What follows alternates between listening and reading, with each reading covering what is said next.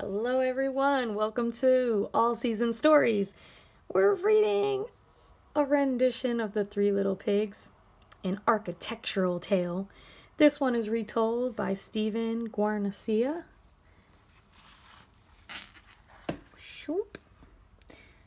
Alright, here we go. Let's blast off into this.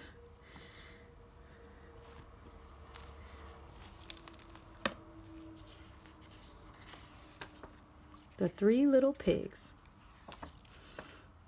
Once upon a time, there were three little pigs who lived in a big house in the forest. One day, the three pigs said goodbye to their mother and went off to make their way in the world. The first little pig decided to build his house of scraps. The second little pig decided to build his house of glass. Let's see how all this will go. But the third little pig decided to build his house of stone and concrete.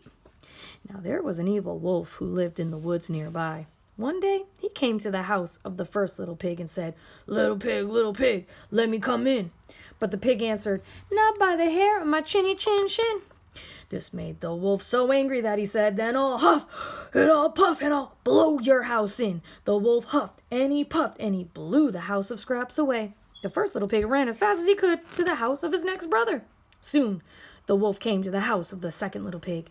The wolf called out, little pig, let me come in." The second pig answered, "Not by the hair of my chinny chin chin." The wolf gnashed his teeth and said, "Then I'll huff and I'll puff and I'll blow your house in." And the wolf huffed and he puffed and he blew the house of glass to smithereens. So the two little pigs ran as fast as their legs would take them to the house of their brother. Finally, the wolf arrived at the house of the third little pig.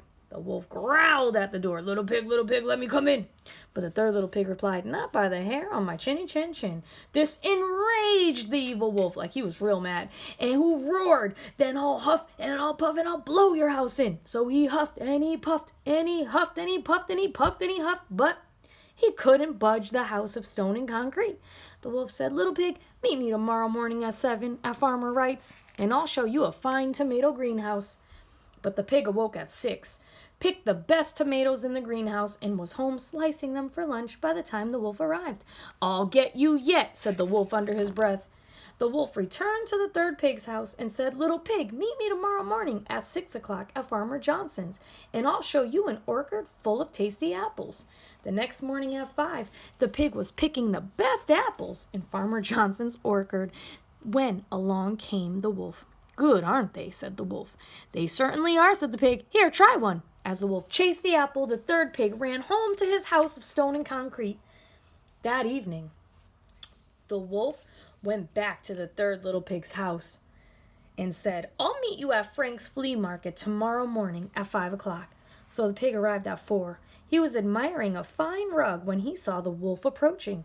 He hid himself in the rug and rolled down the hill toward the wolf. The wolf sped away, with the rug following after him. The third pig returned home, where he and his brothers prepared a roaring fire in the fireplace and settled in for the evening. Tricked again, the wolf rushed to the third pig's house, saying under his breath, "Little pigs, I'll get you yet."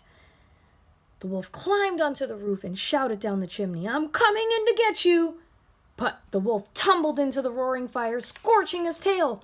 The wolf ran from the house, smoke streaming after him, and was never seen in the forest again. The three little pigs ate a supper of tomato soup and apple pie, and they lived happily ever after. The end. Take care, everyone.